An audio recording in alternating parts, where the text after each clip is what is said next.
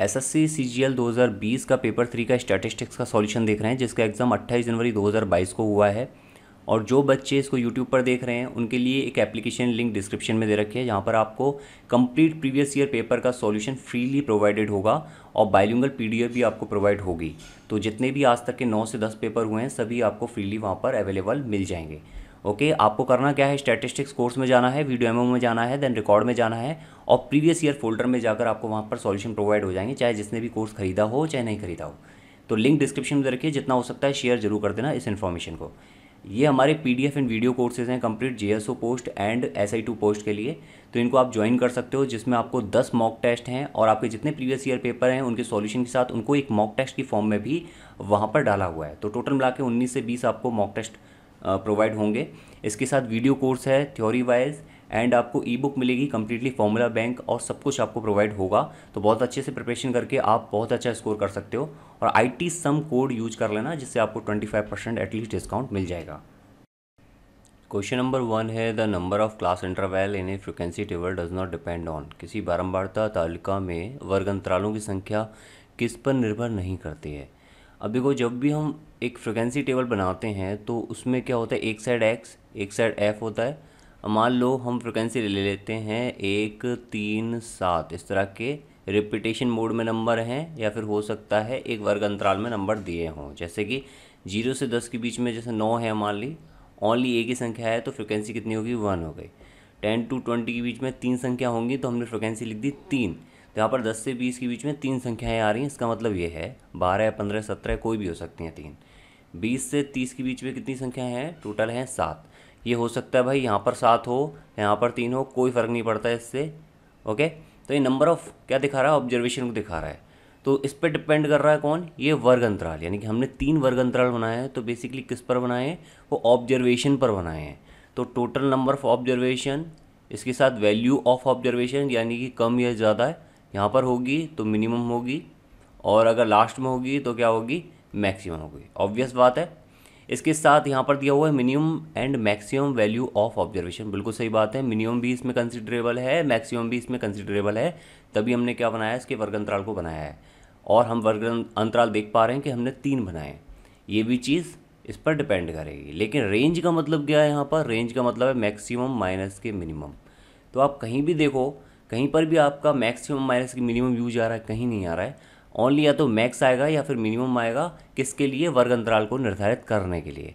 तो उससे क्या होगा, हमें नंबर ऑफ वर्ग अंतराल आ जाएंगे। ओके, अब इसके बाद तो इसका आंसर रियल में क्या हो जाएगा कि रेंज ऑफ ऑब्जर्वेशन जो है वो मैटर नहीं करती है, वो डिपेंड नहीं करती है। क्वेश्चन नंबर 2 है, दी गए डेटा के आधार पर based on given data what is the correlation coefficient between the variable x and y। x और y के बीच में कोरिलेशन कोफिशिएंट बताना है। तो कोरिलेशन कोफिशिएंट को या तो रो से दिखा देते हैं या फिर r से दिखा देते हैं, जो भी सेम ही टर्म है दोनों। यहाँ पर क्या करेंगे, इसको करने के लिए हम एक टेबल बनाएंगे जिसमें x और y होगा। कौन कौन सी टेबल होगी, एक तो x की है और एक y की तो ऑलरेडी है ही है। x माइनस के x बार की बनाएंगे, यानी कि बार से मतलब ये है कि मीन की बनाएंगे। x बार यहाँ पर क्या है, माध्य है। और y माइनस के y बार की बनाएंगे, y बार क्या है, y का माध्य है। इसके साथ इनका स्क्वायर कर देंगे, x माइनस के x बार का स्क्वायर और y माइनस के y बार का स्क्वायर। और एक टेबल और बनाएंगे जिसमें x माइनस के x bar and y minus के y बार का मल्टीप्लिकेशन हो रहा होगा। तो ये टेबल बनाएंगे, देन एक फॉर्मूला लगाएंगे। पहले टेबल बना लेते हैं। ये टेबल बनाई हमने, x मेंशन है यहाँ पर, y मेंशन है, x माइनस के x बार, क्योंकि x बार जो है वो क्या आ जाएगा, या फिर x डैश से लिख दिया मैंने इसको। तो इसका मीन कितना हो जाएगा, 4 हो जाएगा। सेम y डैश कितना हो जाएगा, y डैश हो जाएगा 10। इनको जोड़ कर बटा 7 कर लो तो भी वही आना है, क्योंकि ये लगातार नंबर है तो बीच का नंबर क्या हो जाएगा इसमें, जो है मीन हो जाएगा। तो यहाँ पर कैलकुलेट कर लेंगे तो सम कितना आ जाएगा इसका 0, इसका भी सम कितना आ जाएगा 0। इसका स्क्वायर कर लेंगे यहाँ पर और इसका स्क्वायर कर लेंगे यहाँ पर, देन उसका सम निकालेंगे 28 और इसका मल्टीप्लिकेशन ये भी कितना आ गया 28। इतना हमें समझ में आ गया। अब इसका फॉर्मूला लगाना है, तो फॉर्मूले में क्या करेंगे, सम ऑफ x माइनस के x dash into y minus के y डैश, ओके, अपॉन में n, अपॉन अंडर रूट में ये क्या हो जाएगा, स्क्वायर ऑफ x माइनस के x dash into square of y minus के y डैश अपॉन में n। या फिर अंदर ले हुए तो क्या होगा, स्क्वायर हो जाएगा। तो बाहर मैंने n लिख दिया है और n से n कट रहा है तो इसलिए मैं इसको हटा रहा हूँ।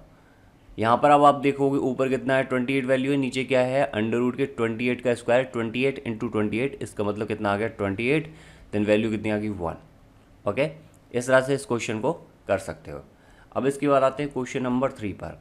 यह क्वेश्चन सिमिलर है 2019 जैसा, तो प्रीवियस ईयर पेपर का बहुत ज़्यादा रोल है। Let x and y be two jointly continuous random variable with joint PDF f x y x y c x square y, जहाँ पर y x आपको 0 to 1 के अंदर दे रखे हैं द वैल्यू, तो हमें वैल्यू ऑफ c बतानी है मिस है यहाँ पर। तो हमें क्या बताना है, वैल्यू ऑफ c बताना है, कांस्टेंट जो वैल्यू है उसकी वैल्यू बतानी है। तो पहली बात यह है कि यहाँ आपको दे रखा है कंटिन्यूस रैंडम वेरिएबल, और इसके लिए क्या होता है -∞ टू इन्फिनिटी, हम ये पढ़ चुके हैं सारी चीज़ें, -∞ to infinity, then again -∞ to infinity, क्योंकि यहाँ पर क्या हो रहा है x और y दो हैं, तो इसलिए हम क्या कर रहे हैं, दो बार कर रहे हैं f x y x, y, यानी कि ये फंक्शन dx dy इंटीग्रेशन करेंगे x और y के सापेक्ष, और ये किसके बराबर हो जाएगा 1 के बराबर होना चाहिए। ओके, इतना समझ में आना चाहिए।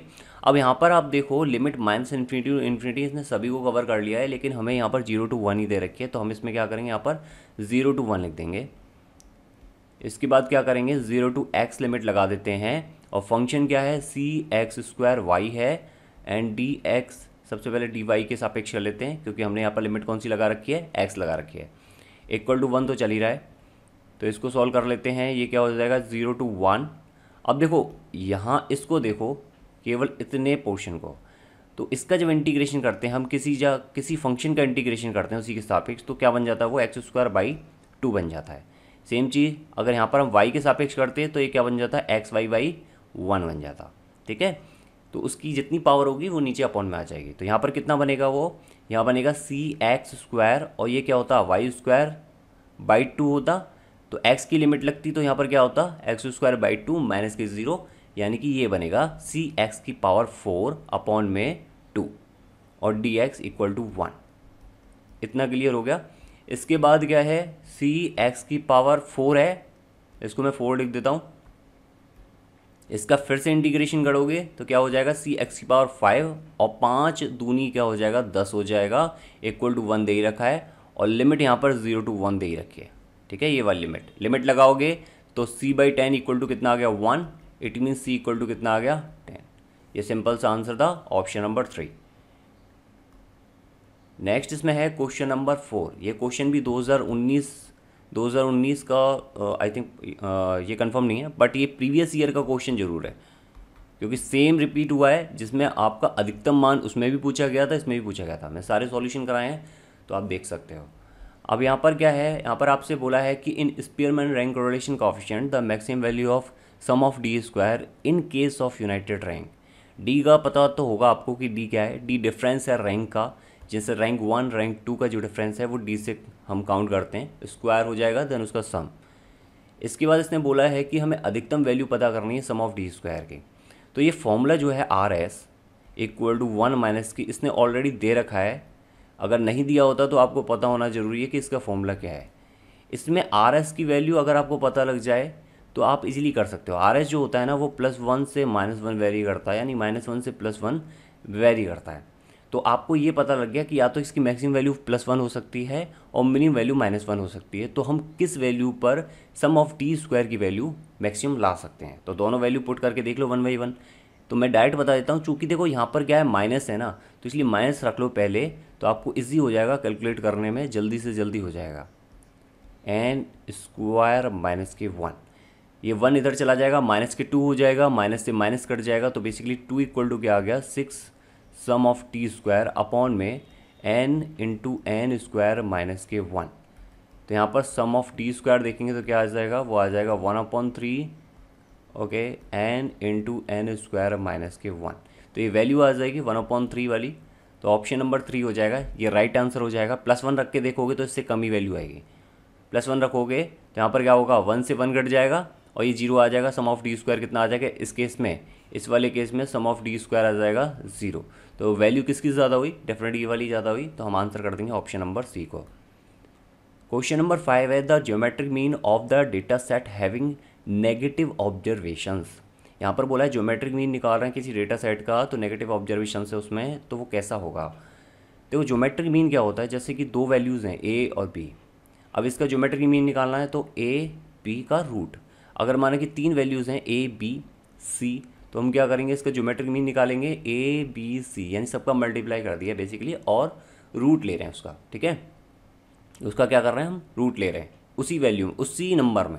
अब एक चीज़ समझो यहाँ पर बात, कि यहाँ क्या हो रहा है कि नेगेटिव ऑब्जर्वेशंस हैं।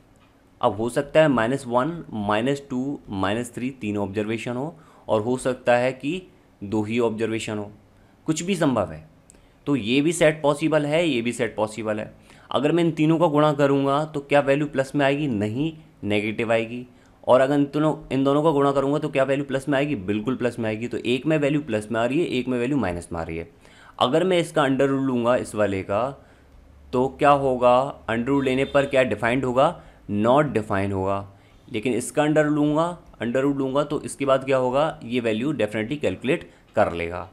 तो समझिए इससे क्या कि ज्योमेट्रिक मीन जब हम ले रहे हैं नेगेटिव ऑब्जर्वेशन का, तो उसमें दो केस बनते हैं। या तो सम का केस हो सकता है कि सम नंबर ऑफ ऑब्जर्वेशन हो, या फिर इवन हो, इवन बोलते हैं, इवन नंबर ऑफ ऑब्जर्वेशन हो, या फिर ऑड नंबर ऑफ ऑब्जर्वेशन हो। लेकिन ऑड होंगे तो वहाँ पर नेगेटिव वैल्यू बच जाएगी, और उसका अंडर रूट करने पर वो डिफाइंड नहीं होगी। तो हम इसको क्या लिखेंगे, कांट डिफाइन। कब तक, जब तक यहाँ पर ये नहीं दिया हो कि ज्योमेट्रिक मीन हम जिसका निकाल रहे हैं वो इवन नंबर्स हैं, यानी कि इवन नंबर यहाँ पर दिए हुए हैं 1 2 टोटल, या फिर जो है ऑड नंबर ऑफ ऑब्जर्वेशन है। तो ये पता होना बहुत ज़रूरी है। इसके बाद है क्वेश्चन नंबर 6, प्रसरण 4 दिया हुआ है। ये बिल्कुल 2019 का क्वेश्चन है, और आई थिंक ये 60 नंबर पे है। आप इसको चेक कर लेना, 2019 में 60वें नंबर पे क्वेश्चन मैंने कराया हुआ है। बिल्कुल सेम है, बस वैल्यू यहाँ पर थोड़ी सी चेंज करिए। यहाँ पर 25 को भी उन्होंने क्या लिखा है, 2.5 लिख दिया है, इतना है। तो यहाँ पर प्रसरण दे रखा है आपको 4, बहुलक दे रखा है आपको 4, और आपको समांतर माध्य दे रखा है, वो दे रखा है 2.5। इसके साथ आपसे क्या पूछा, बहुलक से माध्य वर्ग विचलन। ये हमें पता होना चाहिए कि बहुलक से माध्य वर्ग विचलन का फॉर्मूला क्या है। देखो माध्य वर्ग विचलन निकालना है तो x माइनस के जेड किसके सापेक्ष, बहुलक के सापेक्ष। ओके, ये क्या हो जाएगा, इसका स्क्वायर अपॉन में n। यानी हमने क्या निकाला, बहुलक से माध्य वर्ग विचलन, माध्य किसके सापेक्ष, बहुलक के का वर्ग विचलन। ओके, ये हमें निकालना है। तो इसको हम थोड़ा सा क्या करेंगे, ओपन कर लेते हैं, एक्स स्क्वायर प्लस के जेड स्क्वायर माइनस के 2xz अपॉन में तो n चल ही रहा है। यहाँ तक क्लियर हो गई बात। अब एक चीज़ देखो, यहाँ पर आपको z कितना दे रखा है, z दे रखा है आपको बहुलक 4, ठीक है। तो 4 दे रखा है equal to sum of X square, आपको पता नहीं है, प्लस के 4 चक 16 हो गया, ये 16 n लिख देंगे हम इसको क्योंकि ये n तक जा रहा है, माइनस के ये कितना हो गया, 4 दूनी 8, और ये कितना हो गया सम ऑफ x। ओके, अपॉन में n ऑलरेडी है। अब आपको दो वैल्यू चाहिए, एक तो क्या चाहिए आपको, सम ऑफ एक्स स्क्वायर चाहिए, और दूसरा क्या चाहिए, यहाँ पर आपको सम ऑफ x चाहिए। ये दो चीज़ आपको निकालना है। तो इसके लिए आपको इसने दे रखा है प्रसरण। तो हम क्या निकालेंगे, प्रसरण के लिए निकालेंगे। प्रसरण में क्या होगा, सम, ये सिग्मा स्क्वायर आपको कितना दे रखा है, 4 दे रखा है, तो सम ऑफ एक्स स्क्वायर अपॉन में n। प्रसरण का तरीका क्या होता है निकालने का, सम ऑफ एक्स स्क्वायर माइनस के n माइनस के x बार का स्क्वायर, यही चीज़ होती है। और x बार क्या है, यहाँ पर समांतर माध्य है, यही तो है समांतर माध्य। तो इसको और लिख लेंगे सही से, सम ऑफ एक्स स्क्वायर अपॉन में n माइनस के 2.5 का स्क्वायर करेंगे तो क्या आएगा, 6.25। बात क्लियर है। अब इसको सम ऑफ एक्स स्क्वायर निकाल लो, यहाँ से 6.25 इधर जाएगा तो कितना हो जाएगा, 10 हो जाएगा, 10.25। तो 10.25 कितना आ जाएगा, n। ये हो जाएगा सम ऑफ एक्स स्क्वायर। इतना क्लियर हो गया। अब इसके बाद बात करते हैं यहाँ पर सम ऑफ एक्स की। तो देखो सम ऑफ एक्स, या फिर आप कह लो एक्स बार, हमने अभी देखा कितना था, 2.5 था। इसको हम लिखते क्या है basically, sum of X upon में n ही तो लिखते हैं। तो यहाँ से सम ऑफ एक्स कितना आ गया, वो आ गया 2.5n। बस ये वैल्यू यहाँ पर पुट करनी है और कुछ नहीं करना है। यहाँ पर जब इस वैल्यू को पुट करोगे तो इसको यहाँ पर पुट कर दो, तो इसकी जगह पर तो क्या आ जाएगा, 10.25n, एंड ये प्लस के 16n हो ही गया है, एंड ये माइनस के 8 इंटू 2.5 यानी कितना हो गया 20n हो गया, अपॉन में n दे ही रखा है तो कितना हो गया -4, यानी कि आंसर कितना आ गया इसका 6.25। n अपॉन n तो कट जाएगा तो 6.25 क्या आ जाएगा इसका, ऑप्शन नंबर 1 आंसर आ जाएगा। नेक्स्ट क्वेश्चन पर आओ। क्वेश्चन है नंबर 7, किसी कंपनी में कर्मचारियों की शुरुआती आय के आंकड़ों के लिए किसी स्वेच्छे बिंदु a = 12 से सापेक्ष बिंदु आघूर्ण, यानी कि for the data on earlier earning of employ in a company the raw movement about some arbitrary point a = 12 is given by μ1 dash μ2 dash μ3 dash μ4 dash, और आपसे पूछा है μ3। ओके, यहाँ पर थोड़ा सा मिसप्रिंटिंग है, μ3 पूछा है अबाउट एक्चुअल मीन 94, ये आपसे पूछा है। इस क्वेश्चन में ज़्यादा कुछ आपको सोचना नहीं है कि आपको इतनी वैल्यू दे रखी है, वास्तविक माध्य 94 दे रखा है या आपको 12 दे रखा है। आपको कम से कम ये पता होना चाहिए कि μ3 का जो फॉर्मूला है वो क्या होता है। तो μ3 का फॉर्मूला होता है μ3 डैश माइनस के 3 μ2 डैश μ1 डैश प्लस के 2 μ1 डैश की पावर 3, ये फॉर्मूला होता है μ3 का। यहाँ पर μ3 डैश आपको पता है 546 है। ओके, माइनस के 3 इंटू μ2 डैश कितना है, μ2 डैश है 94, μ1 डैश कितना है माइनस के 3 एंड प्लस के 2 इंटू माइनस के 3 की पावर 3। बस ये आपको सॉल्व करना और कुछ नहीं करना है। 1338 इसका डायरेक्ट आंसर आ जाएगा, ऑप्शन नंबर 3 इसका राइट आंसर होगा। बाकी a = 12 और वास्तविक माध्य से कोई फ़र्क नहीं पड़ रहा। आपको जो μ3 निकालना है वो फॉर्मूले में जितनी वैल्यू दे रखी हैं, जितने आपको यहाँ पर दे रखे हैं, वो सभी मेंशन है क्वेश्चन में। क्वेश्चन नंबर है 8, the skewness of geometric variate with p = 0.75 is. इस तरह का क्वेश्चन 2019 के एग्ज़ाम में 2-3 तरह के पूछे थे, और ये पूरी टेबल मैंने लिखाई हुई है कम्प्लीटली चैप्टर 5 में, आई थिंक चैप्टर 5 या चैप्टर 7, तो उसमें पूरी टेबल लिखाई हुई है। उसी टेबल से बहुत सारे क्वेश्चन पूछे आते हैं हर बार, सेम फॉर्मूला बेसिस क्वेश्चन होते हैं।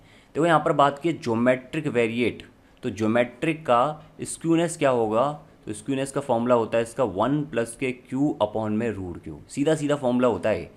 और यहाँ पर q कितना आएगा, जब p इतना दे रखा है तो p प्लस के q ऑलवेज क्या होता है 1 होता है, तो इसका मतलब q कितना आ गया, q आ गया 0.25 हो गया। तो 0.25 प्लस के 1 यानी कि 1.25 अपॉन में अंडर में 0.25। ओके, तो 0.5 आ गया, तो 25 पन्ने 125, यानी आंसर कितना हो गया इसका 2.5 इसका राइट आंसर हो गया। इसमें ये क्वेश्चन है कि यदि डेटा, ये भी क्वेश्चन 2019 में पूछा जा चुका है, इससे पहले वाले ईयर में भी पूछा जा चुका है। यदि किसी डेटा का मानक विचलन आपको दे रखा है 10, मानक विचलन मतलब कि सिग्मा, स्टैंडर्ड डेविएशन 10 दे रखा है, प्रसरण गुणांक आपको दे रखा है कितना, कोएफिशिएंट ऑफ वेरिएंस कितना दे रखा है आपको 50 दे रखा है, उस डेटा का माध्य निकालना है। तो ये तो सीधा सीधा फॉर्मूला होता है सिग्मा अपॉन में x bar into 100 equal to क्या, कोएफिशिएंट ऑफ वेरिएंस। बस यही तो लगाना है, सिग्मा कितना है 10, x बार आपको पता नहीं है, इंटू 100 तो हो ही गया, equal to coefficient of variance कितना 50। तो यहाँ से जब x बार कैलकुलेट करोगे तो वो कितना आ जाएगा 20 आ जाएगा। क्वेश्चन नंबर 10 है, the observe value x = 13.7 belongs to quartile if continuous random variable x follows a uniform distribution with a and b = 22। तो यहाँ पर आपको एक चीज़ दी हुई है, वो है यूनिफॉर्म डिस्ट्रीब्यूशन, और मैंने जो टेबल लिखाई है, जो आपको बताई है, जिसने भी नहीं पढ़ी है वो पढ़ लेना। तो इस यूनिफॉर्म डिस्ट्रीब्यूशन टेबल में, और फॉर्मूला बैंक ऑलरेडी फ्री है आपके लिए, तो वो उसको देख लेना एग्जाम से पहले। तो यूनिफॉर्म डिस्ट्रीब्यूशन में आपको जब Q2 निकालते हो, यानी कि मीडियन निकालते हो, उस टेबल में मीडियन एक दे रखा है यूनिफॉर्म डिस्ट्रीब्यूशन के लिए, तो उसको ही हम Q2 बोलते हैं, और उसकी वैल्यू होती है b प्लस के a/2। तो यहाँ से जब आप Q2 निकालोगे तो वो कितना आएगा, 22 प्लस के 5 यानी कि 27/2 यानी कि 13.5। ओके, तो ये हो गया Q2 यानी कि सेकंड क्वार्टाइल। इससे ज़्यादा वाला क्या होगा, इससे ज़्यादा वाला होगा थर्ड क्वार्टाइल। यहाँ पर x ऑब्जर्व कर रखा है इसने 13.7, तो ये किस क्वार्टाइल में जा रहा है, थर्ड में जा रहा है। तो इसलिए इसका आंसर हम क्या टिक कर देंगे, ऑप्शन नंबर 1। क्वेश्चन नंबर 11 है, if the two lines of regression are x plus के 2y माइनस के 5 एंड 2x प्लस के 3y माइनस के 8। ये भी क्वेश्चन सेम पूछा गया है प्रीवियस ईयर पेपर में, बिल्कुल सेम है, कोई फ़र्क नहीं है इनमें। x और y के माध्य क्या होंगे, आपको कुछ नहीं करना है, जनरली इक्वेशन सॉल्व करनी है। दोनों इक्वेशन नॉर्मल तरीके से जैसे सॉल्व करते आए हो वैसे ही सॉल्व करनी है आज तक। तो ये कितना हो जाएगा, 2x प्लस के 3y माइनस के 8 = 0। एक की वैल्यू उठाकर दूसरे में पुट कर दो, या फिर इस तरह से कर लो, जैसे भी चाहो। x माइनस के 2x कितना हो गया माइनस के x, और ये कितना हो गया माइनस के y, और ये कितना हो गया यहाँ से, इसको इस तरह सॉल्व मत करो, इसको यहाँ पर क्या कर लो 2 से मल्टीप्लाई कर लो। 2 से मल्टीप्लाई करोगे तो क्या हो जाएगा, ये 2x प्लस के 4y माइनस के कितना हो जाएगा 10 इक्वल टू 0। देन अब करोगे इसको माइनस माइनस प्लस, तो 2x से 2x कट गए, ये कितना आ गया माइनस के y, ये कितना आ गया प्लस के 2 equal to 0। It means y की वैल्यू कितनी आ गई 2 आ गई यहाँ से, y की वैल्यू 2 आ गई। तो सेकंड नंबर पे 2 देखना है किस में है, केवल ऑप्शन नंबर 4 में है, तो इसका आंसर क्या हो जाएगा ऑप्शन नंबर 4। नॉर्मल बात है, इसको कर सकते हो, सेम x की वैल्यू निकाल सकते हो। क्वेश्चन नंबर है 12, which distribution has the same mean and variance. यही टेबल, वही टेबल जो इससे पहले वाले क्वेश्चन मैंने बोला था, वही टेबल सेम यहाँ पर यूज़ आएगी। अगर आपको पता है कि मीन क्या है फॉर द गामा डिस्ट्रीब्यूशन या फिर जो है पॉइजन डिस्ट्रीब्यूशन, ज्योमेट्री या एक्सपोनेंशियल, तो आप इस क्वेश्चन कर पाओगे, अदरवाइज नहीं कर पाओगे। ओके, ये क्वेश्चन आप सिंपल सा फॉर्मूला बेस्ड है, आपको पता होना चाहिए। उस टेबल में से बहुत सारे क्वेश्चन आते हैं। देखो गामा डिस्ट्रीब्यूशन की बात करें तो गामा डिस्ट्रीब्यूशन मीन होता है बीटा अपॉन में अल्फ़ा, ओके, एंड वेरिएंस होता है बीटा अपॉन में अल्फ़ा स्क्वायर। इसके बाद यहाँ पर बात की है इसने पॉइजन डिस्ट्रीब्यूशन की, तो पॉइजन डिस्ट्रीब्यूशन में मीन होता है लैम्डा और वेरिएंस होता है वो भी लैम्डा होता है। ज्योमेट्रिक डिस्ट्रीब्यूशन की बात करें तो ज्योमेट्रिक डिस्ट्रीब्यूशन में क्यू अपॉन में पी होता है और ये होता है क्यू अपॉन में पी स्क्वायर, ठीक है। इसके बाद एक्सपोनेंशियल डिस्ट्रीब्यूशन की बात करें तो ये होता है 1 अपॉन लैम्डा एंड ये होता है 1 अपॉन लैम्डा स्क्वायर। ये अगर आपको पता है तो इस क्वेश्चन को आप इजीली कर सकते हो बिना किसी दिक्कत के, लेकिन वो टेबल आपको याद होनी चाहिए। इसके बाद आते हैं क्वेश्चन नंबर 13 पर। यहाँ आपको बोला है कि इफ़ फॉर 2 इंडिपेंडेंट इवेंट की बात आए तो आपके दिमाग में सबसे पहले एक चीज़ आनी चाहिए, okay, P and A and B equal to PA into PB, ये सबसे पहले दिमाग में बात आनी चाहिए, ठीक है। Then the probability of their simultaneously occurrence is, तो यहाँ पर बेसिकली अब क्या पूछ रहा है कि एक ही समय में अगर घटना हो जाए, एक ही समय में होने का मतलब ये है कि दोनों में कॉमन घटनाओं को देख रहा है कि अगर मान लो कि ये एरिया A है, ये B एरिया है और यहाँ पर घटना होने की प्रायिकता कितनी 0.8 है, यहाँ पर 0.6 है, तो अगर दोनों एक ही टाइम पर हो रही हैं या फिर एक ही जगह पर हो रही हैं तो क्या हो रहा है, यहाँ पर कॉमन लेंगे हम, उसको रिप्रेजेंट करेंगे यहाँ से, और सभी कंप्लीट को रिप्रेजेंट किससे करते हैं, पी ए और बी से, यूनिवर्स कहते हैं इसको, ठीक है। तो पी ए यूनिवर्स बी, तो यहाँ पर क्या हो जाएगा, ये 0.8 इंटू 0.6 करने पर कितना आ जाएगा 0.48। ये तो सिंपल सा था, डायरेक्ट आप टिक कर सकते थे एक बार पढ़ के। क्वेश्चन नंबर 14 है, boy child is more probable than girl child to a couple in 2019। यानी ये कह रहा है कि जो बच्चे हैं वो गर्ल बच्चों से ज़्यादा हैं। 2019 में ए रैंडम सैंपल फाउंड, हमने एक रैंडम सैंपल लिया 2019 में ही, जिसमें 224 बच्चे पाए गए लड़के आउट ऑफ 400। तो 400 में अगर मैं बॉयज़ की बात करूं तो बॉयज़ कितने हैं 224, तो गर्ल्स ऑब्वियसली कितनी होंगी 176, तो यहाँ से पता लग रहा है कि ज़्यादा ही हैं। For this sample evidence that the birth of boy is more common than the birth of girl in the entire couple population. मतलब इससे ये पता लग गया हमें कि भाई 400 में 224 लड़के हैं और 176 लड़कियाँ हैं, तो लड़के जो हैं वो ज़्यादा हुए हैं बर्थ में। तो आपसे पूछा है कि टेस्ट क्या है वैल्यू की, वैल्यू ऑफ टेस्ट स्टैटिस्टिक्स आपसे पूछिए। सिंपल सा तरीका इसका लगाना है, बस यहाँ पर आपको क्या दे रखा है, ऑलरेडी दे रखा है कि भाई बच्चे ज़्यादा हैं, तो एक प्रोबेबिलिटी यहाँ पर 0.5 की भी बन रही है, क्योंकि उसका कारण क्या है, क्योंकि इसने बोला है ज़्यादा हैं, तो आधे से ज़्यादा कम से कम हम लेंगे तब हम बोल पाएंगे कि ज़्यादा है। तो ये क्या हो जाएगा 0.5। एक हमें प्रोबेबिलिटी की रिक्वायरमेंट होगी, तो P यहाँ पर क्या हो जाएगा 224 बटा 400, यानी कितना आ जाएगा 0.56, ओके। अब देखो यहाँ पर एक बात है, यहाँ क्या है, नंबर ऑफ़ टोटल जो ऑब्जर्वेशन है वो है 400, 30 से ज़्यादा है। जब 30 से ज़्यादा ऑब्जर्वेशन होंगी तो हम टेस्ट फॉलो करेंगे Z, अगर 30 से कम होती तो हम फॉलो करते हैं T। तो ये भी आपको समझना ज़रूरी है कि हम कौन सा टेस्ट फॉलो करेंगे।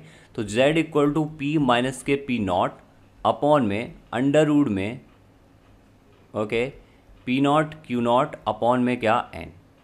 सिंपल से ये टेस्ट फॉलो करेंगे तो P कितना है 0.56 माइनस के 0.5 अपॉन अंडर रूट में P नॉट Q नॉट, यानी 0.5 इंटू 0.5, क्योंकि Q नॉट भी कितना हो जाएगा 0.5, दोनों की सेम प्रोबेबिलिटी है लड़का और लड़की की। तो ये कितना हो जाएगा 0.25 अपॉन में N कितना है तो 400, तो इसको सॉल्व आउट करेंगे तो सॉल्व करने पर यहाँ पर कितना आ जाएगा 2.5 एडजेक्ट आ जाएगा। देखो ये कितना बचेगा 0.06 बचेगा और नीचे अपॉन में कितना हो जाएगा 0.5 अपॉन में 20, तो बहुत इजीली कट जाएगा। तो 2.4 क्या आएगा, इसका राइट आंसर होगा ऑप्शन नंबर 1। इसके बाद आते हैं नेक्स्ट क्वेश्चन नंबर 15 पर। The coefficient of quartile deviation of the data set 3, 5, 7, 8, 12, 13, 14, 18 and 21। Total कितने हैं, 1, 2, 3, 3 और 3 6 और 3 9 हैं। टोटल नंबर ऑफ ऑब्जर्वेशन कितने हैं 9। तो आपसे पूछा है कोफिशिएंट ऑफ क्वार्टल डेविएशन, वो क्या होता है Q3 माइनस के Q1। यही चीज़ तो आपने देखी, अपॉन में Q3 प्लस के Q1, ये होता है कोफिशिएंट ऑफ क्वार्टाइल डेविएशन। ये फॉर्मूला है सिंपल सा। इसके साथ देखो पहली बात तो हमें क्या निकालना है, Q1 निकालना है, एक हमें निकालना है Q3। ये दो चीज़ अगर हमें पता लगे तो हमारा क्वेश्चन का आंसर आ जाएगा। Q1 क्या होगा, जो 1/4 नंबर पे होगा, और Q3 क्या होगा, जो 3/4 नंबर पे होगा। तो 9 प्लस के 1/4, ये तो होगा क्या, ये पोजीशन होगी Q1 की, और 9 प्लस 1/4 इंटू 3, ये पोजीशन होगी Q3 की। तो यहाँ पर ये कितना निकल रहा है 2.5 निकल रहा है, और यहाँ पर कितना निकल रहा है 7.5 निकल रहा है कैलकुलेट होने पर, यानी 2.5 एंड 7.5 नंबर पे। तो 2.5 नंबर पे कौन सा होगा, ये वाला होगा यहाँ पर, ये Q1, और 7.5 नंबर का वहाँ पर मतलब ये 1 2 3 4 5 6 7, यानी कि यहाँ पर ये होगा 7.5, ओके, यानी कि Q3। तो Q1 कितना हो जाएगा, Q1 6 आ जाएगा डेफिनेटली, इसका मीन कितना आ रहा है 6, और 7.5 यानी कि इसके बीच का कितना आ रहा है 13 और 14 के बीच का 13.5। तो इसको कैलकुलेट कर लेंगे, 13.5 माइनस के 6 अपॉन में 13.5 प्लस के 6 कितना हो जाएगा, ये 7.5 अपॉन में 19.5। इसको कैलकुलेट करेंगे तो लगभग 0.39 समथिंग आ रहा है आंसर, एग्जैक्ट नहीं आ रहा है। उसका कारण यह है हमने रेंडमली बीच का नंबर ले लिया है, तो यहाँ पर जो इससे सिमिलर नंबर होगा उसको ही आप आंसर टिक कर देना कैलकुलेशन से बचने के लिए। और ये कैलकुलेशन से बचने के लिए हम इतना सिंपल तरीके से कर सकते हैं। और ऑप्शन जो आपको दिखेंगे वो काफ़ी डिफ्रेंशिएट रख रहे होंगे अपने आप में, तो इसका आंसर क्या हो जाएगा 0.45।